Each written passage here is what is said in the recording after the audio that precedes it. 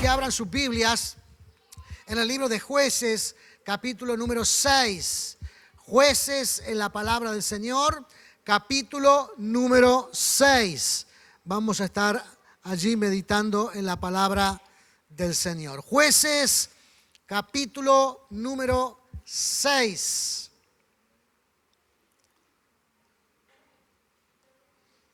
Cuando usted lo encuentre me dice amén, así juntos podemos seguir la lectura de la palabra del Señor.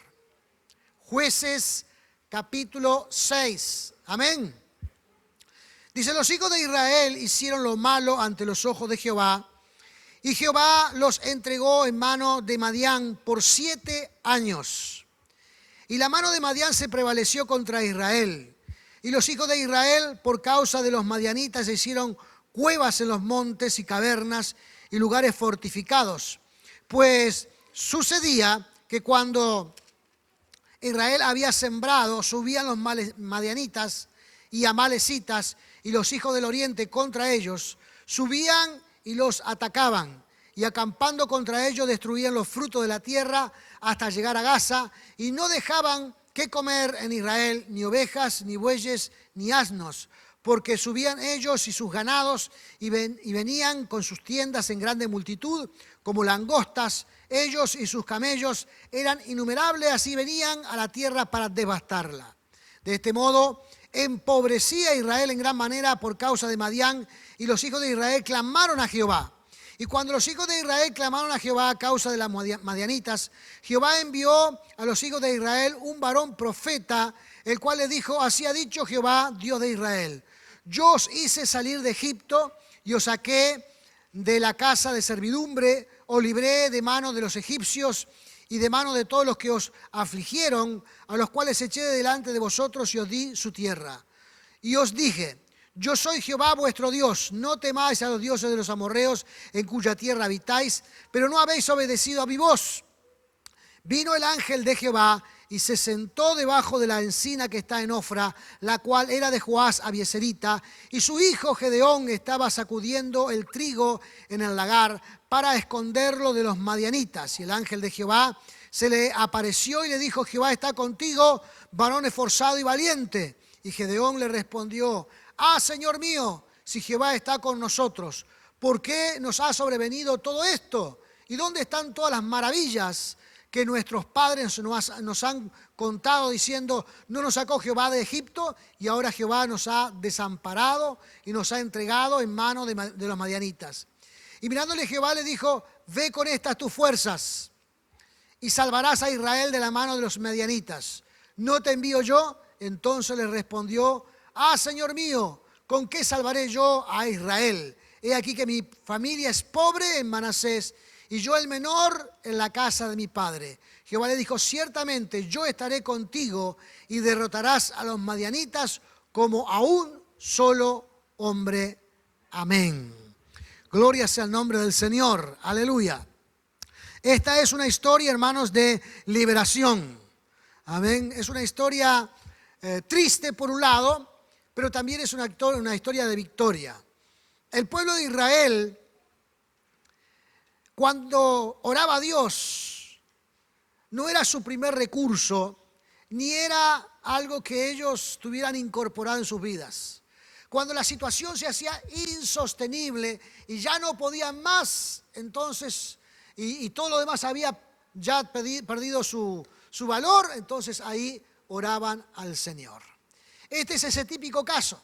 Dice que después de 7 años de padecer una situación, hermanos, muy triste, porque dice que ellos cultivaban todo el año, cuidaban la tierra todo el año, cuidaban los alimanes todo el año, y cuando llegaba el tiempo de cosecha caían estos saqueadores, los madianitas, los amalecitas y la gente del oriente, y se instalaban en sus tierras y se comían todo lo que ellos habían cultivado durante todo ese tiempo.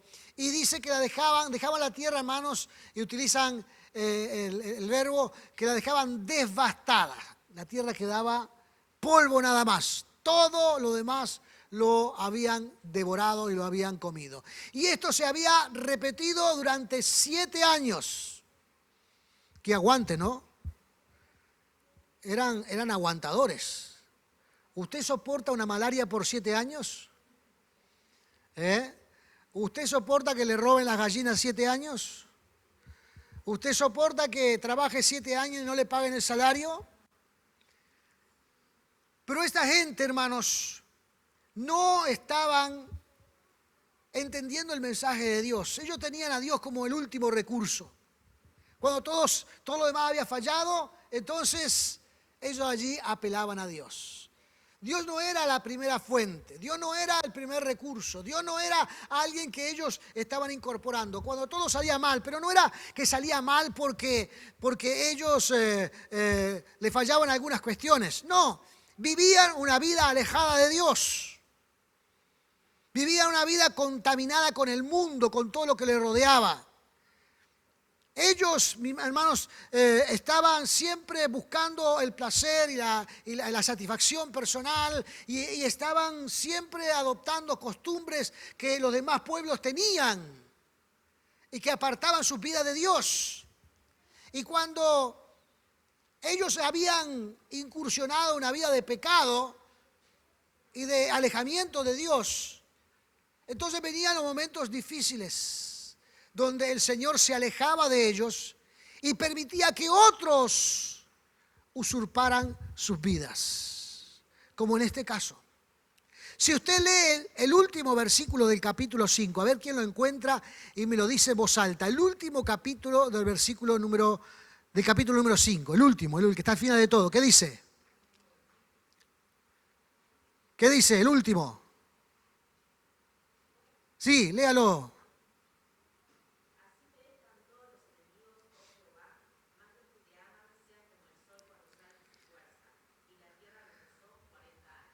Y la tierra reposó 40 años.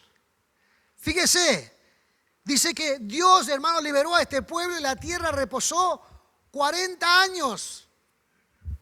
Ahora, en estos 40 años, donde Dios los había prosperado, los había bendecido, había fructificado sus vidas, los había cuidado, los había liberado de todos los pueblos, ¿qué hicieron ellos? Se fueron olvidando de Dios. Se fueron olvidando de su relación con Dios. Se fueron olvidando, hermanos, de buscar en las Escrituras, de adorar a Dios. Se fueron olvidando, hermanos, de clamar al Dios de los cielos para cuando tenían que tomar algunas decisiones en sus vidas. Se fueron olvidando al punto, hermanos, de que también se olvidaron de enseñarle a sus hijos acerca del amor y de la bendición de Dios. Le contaban historias de las hazañas de Dios, pero no les enseñaron que ellos como hijos debían de buscar al Señor. Amén. Aquí, hermanos, hay una cuestión, un principio fundamental. Si los hijos, hermanos, nos salen demasiado malos, el problema no es de nuestros hijos, es de lo que nosotros le hemos enseñado.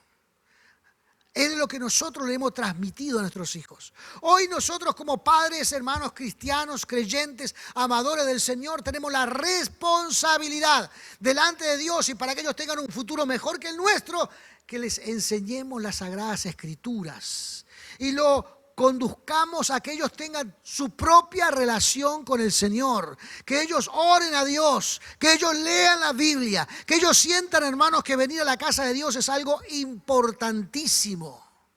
Amén. Y nosotros como padres, hermanos, tenemos esa responsabilidad de transmitir estas cosas. El pueblo de Israel por 40 años tuvo la quietud y la prosperidad que cualquier pueblo desearía, pero se olvidaron de quién le había dado esa bendición, de quién le había dado ese tiempo de cuidado y de relación, de bendición para ellos. Por este tiempo entonces descuidaron su relación con el Señor. La fueron descuidando. Y entonces viene la dificultad, viene la opresión. El diablo viene a atacar las vidas. El diablo viene a hacer lo que siempre más le gusta, a someter a las personas. El diablo se presenta y él quiere justamente transmitir esa esa frustración en las vidas del pueblo. Y esto aquí está representado, esta opresión por los amalecitas y por los medianitas y la gente del oriente, que venían y robaban todo del pueblo de Dios. El pueblo de Dios pensó que el Señor se había alejado de ellos y que ya no estaba con ellos. Ellos creyeron de que Dios ya no estimaba al pueblo y se había alejado, pero sin en cambio, dice la Escritura, que cuando el pueblo de Israel, dice versículo número 6, de este modo empobrecían a Israel en gran manera por causa de Madián, y los hijos de Israel clamaron a Jehová. Y cuando clamaron a Dios, Dios se hizo presente inmediatamente. Esto deja claro, hermanos, de que Dios estaba al pendiente. Esto deja claro, hermanos, de que Dios estaba dispuesto a librarlos de esa opresión. Esto deja claro, hermanos, que Dios siempre está atento, su mirada sobre sus hijos. Pero Dios jamás se va a meter en donde no lo llaman. Dios nunca va a intervenir en una vida donde no lo llaman. Dios nunca va a llegar a los corazones y a las personas donde no lo llaman. Entonces, este pueblo, hermanos, clamó a Dios y encontró inmediatamente la respuesta del Señor. Versículo 7 dice, y cuando los hijos de Israel clamaron a Jehová a causa de los madianitas, Jehová envió a los hijos de Israel un profeta, el cual les dijo, así ha dicho Jehová, Dios de Israel, y comienza a decirle, yo os hice salir de Egipto y os saqué de la casa de servidumbre, os libré de la mano de los egipcios y de la mano de todos los que afligieron, a los cuales eché delante de vosotros y os di su tierra, y os dije, yo soy Jehová vuestro Dios, no temáis a los dioses de los amorreos en cuya tierra habitáis, pero no habéis obedecido a mi voz. No habéis obedecido a mi voz. Y aquí Dios, hermanos, comienza a tocar las fibras más íntimas para evidenciar,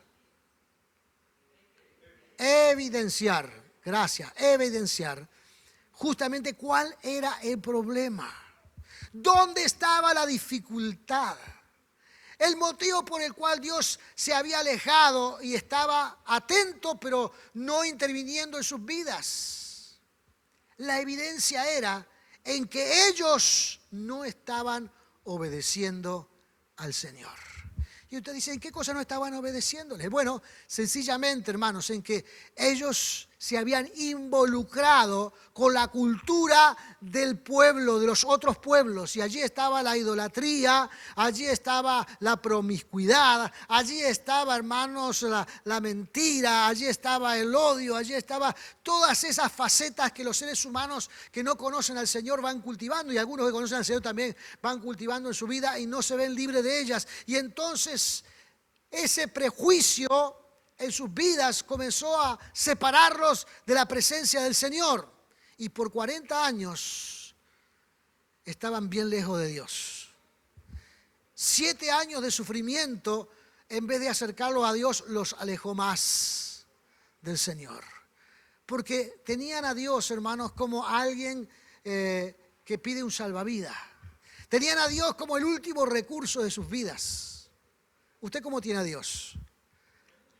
¿Usted lo tiene en primer lugar? ¿Usted le pide a Dios cuando tiene alguna necesidad? ¿Usted busca al Señor todos los días? ¿O cuando la cosa se pone bien difícil ahí, entonces dice, Señor?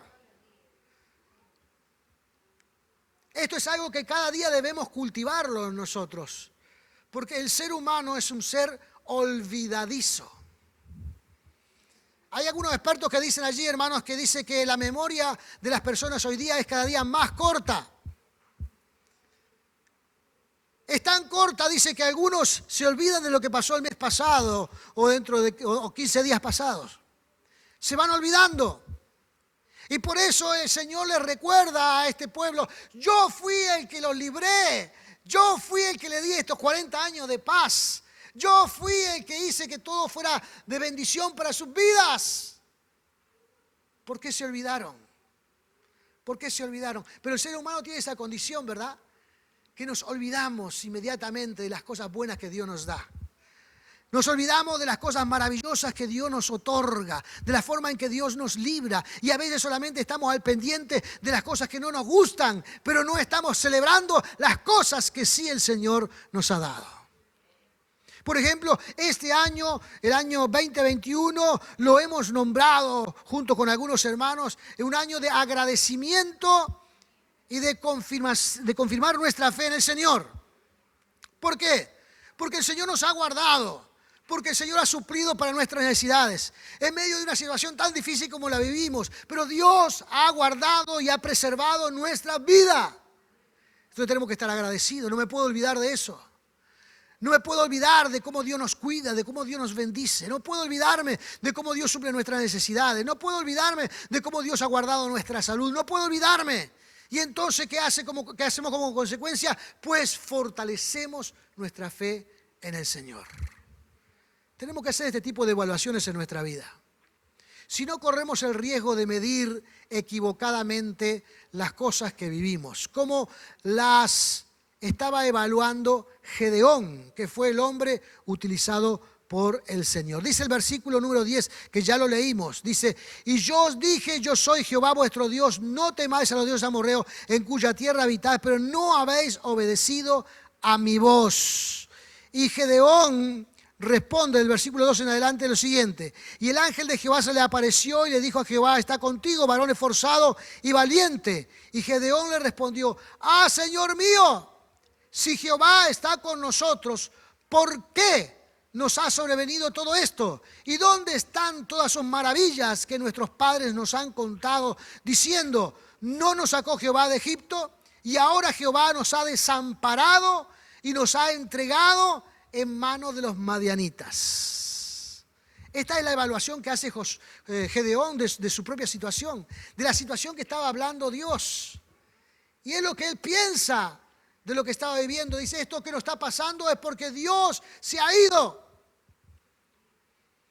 He escuchado muchas veces decir, por ejemplo, hermanos, de personas que dicen: yo le pido a Dios y Dios no me bendice. Y hacemos una evaluación de nuestras circunstancias. Siempre estoy en lo mismo, siempre estoy en la misma dificultad. Y en vez de evaluarnos, nosotros evaluamos a Dios. Porque la culpa siempre la tiene que tener otro, nunca la tenemos que tener nosotros, ¿no? Nadie quiere la culpa. La culpa es una desamparada. Nadie la quiere. Y el ser humano tampoco la quiere, entonces la culpa tiene que tener a alguien más. Gedeón dice que él había escuchado de sus padres relatos de cómo Dios había librado a la nación de Israel. Este Gedeón fue un muchacho que nació en este periodo de los 40 años de prosperidad y de bendición. Ahora estaba pasando por 7 años de tribulación, pero aquellos 40 años, ni su papá ni él mismo procuró conocer a Dios personalmente. Simplemente a alguien le había contado, sus padres le habían contado de lo que Dios había hecho, pero no lo había encarnizado en su vida. No lo conocía a Dios. Y a Dios hay que conocerlo. Amén, hay que saber. Entonces no podemos evaluar. Y él pensaba de que Dios lo había abandonado, de que Dios se había ido de la nación. Y no evaluó los problemas, y no evaluó el pecado, y no evaluó su mala vida, y no evaluó de cómo no aprovecharon los 40 años de bendición que Dios le había dado. Solamente estaban pensando en los últimos 7 años de dolor y de sufrimiento. Entonces Dios le dice allí a Gedeón, en el versículo número 13 y 14, que con esa fuerza que él tenía, que así fuera, que Dios lo iba a hacer librar de esa nación. Y entonces, una vez más, lo que hacemos siempre los seres humanos, yo no sé si usted lo hace, pero lo he escuchado muchas veces, y quizás en alguna oportunidad cometí el error de decir lo mismo, y de evaluar mi vida y mi condición, y decir: pero yo no tengo la fuerza para hacer este trabajo que Dios me pide, no tengo los recursos. ¿Por qué Dios nos llama a fulano que tiene recursos? Que él tiene lo necesario, que él tiene el talento, él tiene el dinero, él tiene la capacidad, y así evaluamos nosotros, ¿no? Siempre pedimos que lo haga otro, porque son mejores que nosotros. Gedeón decía: yo soy el más de una familia muy pobre. ¿Qué voy a hacer yo? El pueblo de Israel no me va a escuchar. Yo no tengo influencia sobre ellos porque soy el hijo menor, dice Gedeón. Porque quien representaba a la familia si no estaba el padre era el hijo mayor, no podía ser el hijo menor. El primogénito era el que tenía que representar a la familia. Pero Dios estaba llamando al menor. Y Gedeón dice, pero nadie me va a escuchar a mí porque soy el hijo menor, porque vengo de una familia pobre, porque no tengo recursos, porque... Y a veces pensamos, hermanos, que Dios no nos ha entregado lo que nosotros necesitamos para sacar adelante a nuestra familia. Y Dios está diciendo así, ve con estas tus fuerzas, con esas fuerzas disminuidas, con esas fuerzas limitadas de las que tú hablas, con esas fuerzas finitas de las que tú hablas, ve porque yo voy contigo. Aleluya. Gloria sea el nombre de Jesús. Nosotros, hermanos, a veces tenemos que comprender lo que significa que Dios vaya con nosotros, que el Creador vaya con nosotros, que el Todopoderoso vaya con nosotros. Esto significa, hermanos, que el resultado de lo que esperamos no se va a producir ni por nuestras capacidades, ni por nuestras fuerzas, ni por nuestras virtudes, sino que el resultado que estamos esperando se va a producir porque el Dios poderoso nos acompaña. Él está a nuestro lado. Y entonces entenderemos que Dios no nos ha desamparado. Es que nosotros lo hemos dejado a un lado. Que ya no le pedimos a Él que nos ayude. Que ya no oramos con fe y confianza de que Él nos cuide.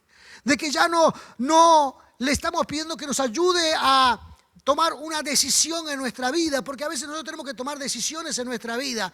Y necesitamos una orientación para elegir lo mejor. Y a veces lo mejor no tiene nada que ver con lo que nosotros pensamos que es mejor.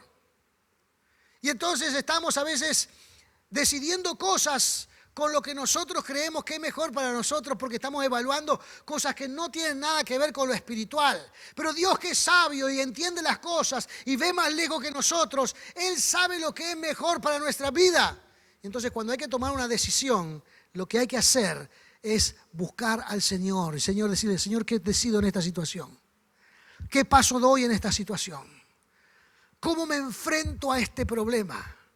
Amén. ¿Cómo voy a lograr esta cuestión? Y seguramente, hermanos, Dios va a decir lo mismo que le dijo a Gedeón. Ve con estas tus fuerzas, porque yo voy contigo. ¿Y sabe lo que dice? Versículo 16. Esto también es muy interesante. Le dice, Jehová le dijo, ciertamente yo estaré contigo y derrotarás a los madianitas como un solo hombre. ¿Se acuerdan cuántos dijeron que eran los madianitas? ¿Lo recuerdan? Eso está en el versículo número 5. Dice, porque subían ellos y sus ganados y venían como en sus tiendas en grande multitud como langostas. O sea, usted miraba el terreno donde esta gente se ponía y parecía, hermanos, que había un enjambre de langosta. ¿Cómo se le dice? ¿Enjambre a la langosta? ¿Cómo le dice? No sé cómo se le dice, pero es como si un enjambre de langosta. Ustedes saben cómo andan las langostas, andan amontonadas, apretadas, en multitud, prácticamente imposible de contarlas. Están siempre volando en cantidades enormes, se posan en cantidades enormes y devastan todo lo que encuentran también.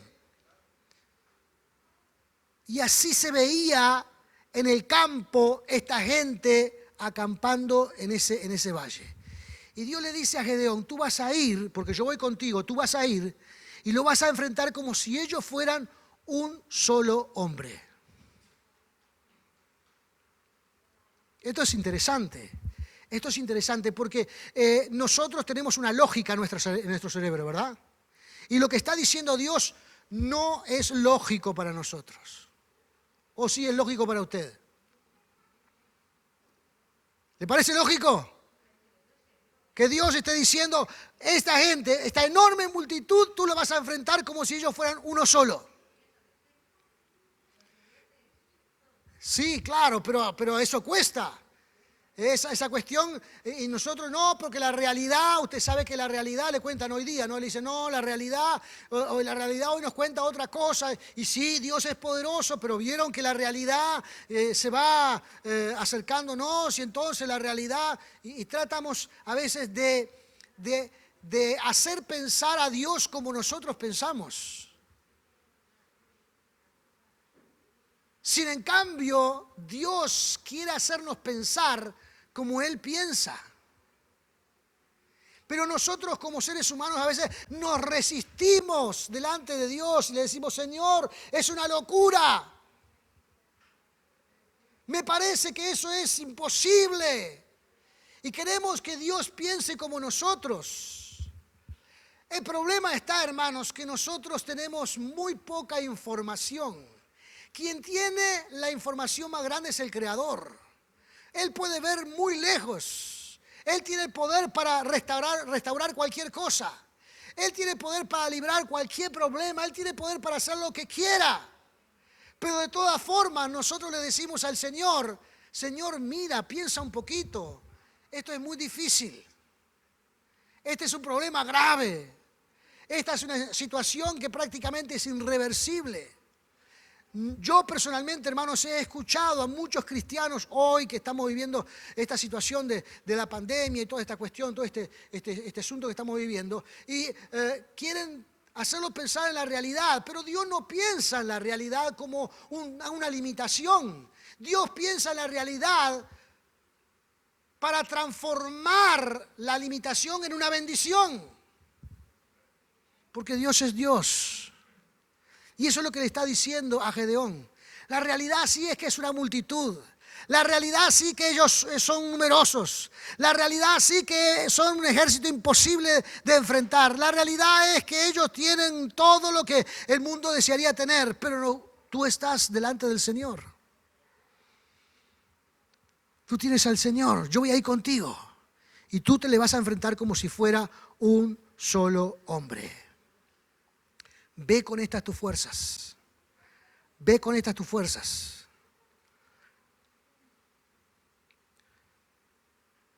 Esas limitaciones, hermanos, que a veces nos levantan y nos tratan a veces de condicionar, a veces pueden ser una gran oportunidad para decir, yo no era nada, no tenía nada, me costaba creer, pero allí estaba Dios conmigo para llevarme adelante en el nombre de Jesús. Amén. Esa experiencia se tiene que transformar en algo inolvidable. Y si nosotros, hermanos, no la llevamos a cabo, será imposible disfrutar del conocimiento de un Dios vivo y de un Dios poderoso. Amén. Mientras el ser humano tiene fuerzas, tiene habilidades, tiene recursos, quiere hacer las cosas a su manera. Pero cuando todo eso se acaba, la única solución es buscar a Dios. La propuesta, hermanos, aquí de Dios es al revés. Busca primero al Señor.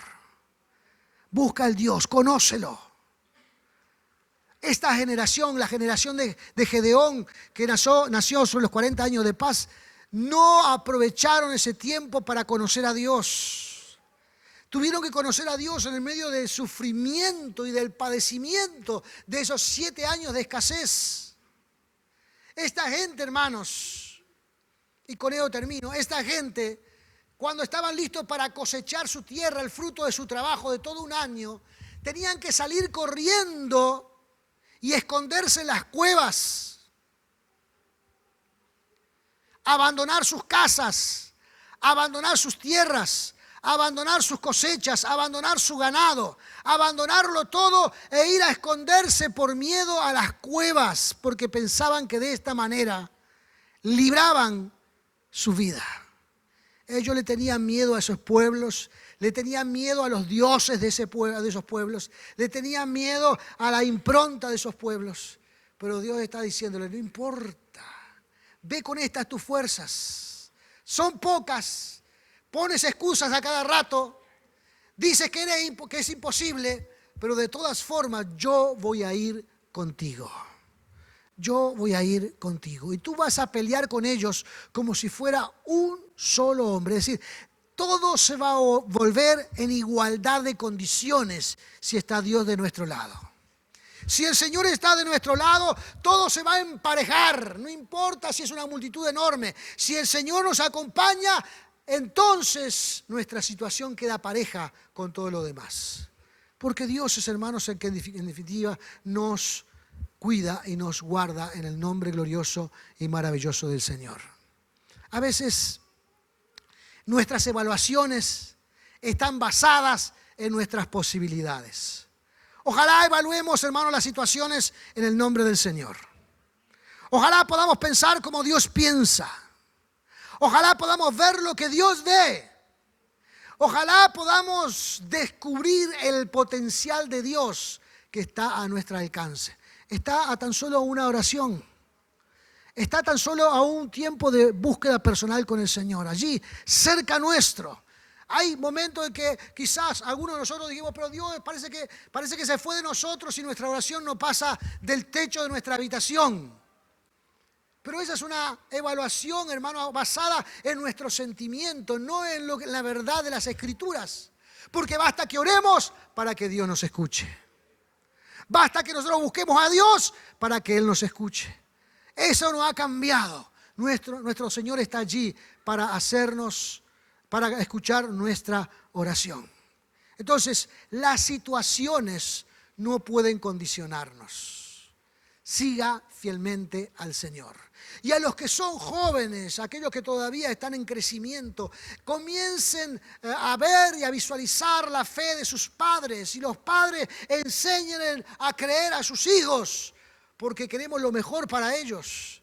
Y lo mejor para nuestros hijos es que ellos conozcan al Dios verdadero, que tengan su propia experiencia en el Señor, para que no se transformen en personas que solamente han oído de las maravillas de Dios, sino que pueden creer en las maravillas de Dios. Y esa es nuestra responsabilidad, hablar de esta manera delante del Señor. Gloria sea el nombre de Jesús. Si amamos al Señor, hermanos, tenemos que abrazar la fe con todas nuestras fuerzas. Podrán venir dificultades, a veces las evaluaciones que hacemos pueden ser incorrectas, pero cuando oramos siempre van a aparecer las soluciones para nuestra vida. Es error buscar a Dios como último recurso. Dios tiene que ser nuestro primer recurso. No hay que buscar a Dios, hermano, cuando todo lo demás falla. Es exactamente al revés. No esperemos que nada falle porque buscamos a Dios en primer lugar al Señor. Es error no obedecer al Señor. Amén, porque a veces nosotros creemos que la realidad tiene un valor más elevado que las promesas del Señor. No hagamos eso. Seamos obedientes al Señor. No importa lo poderoso, lo invasivo, lo destructivo que pueda ser lo que nos esté amenazando. El Señor dice, no tengas miedo a esos dioses. No tengas temor a esos dioses. Debemos creer en el Dios Todopoderoso. Pero el más grande error, hermanos, que un cristiano pueda padecer es no pasar 40 años y no haber aprendido a escuchar al Señor. Ese es el más grande de los errores. Que durante tanto tiempo que Dios está a nuestro lado, dándonos paz, dándonos seguridad, cuidando de nuestra familia, cuidando de nuestros hijos, no aprendamos a escuchar la voz del Señor.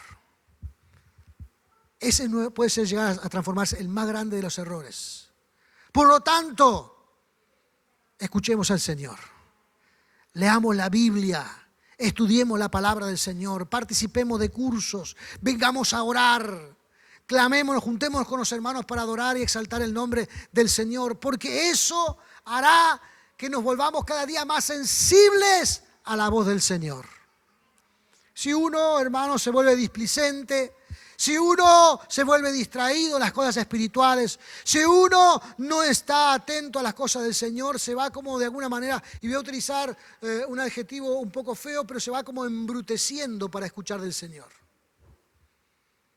la sensibilidad se va perdiendo para escuchar la voz de Dios. No permitamos que ninguna situación nos lleve a ese extremo, sino que abracemos en el nombre de Jesús y exaltemos el día glorioso del Señor.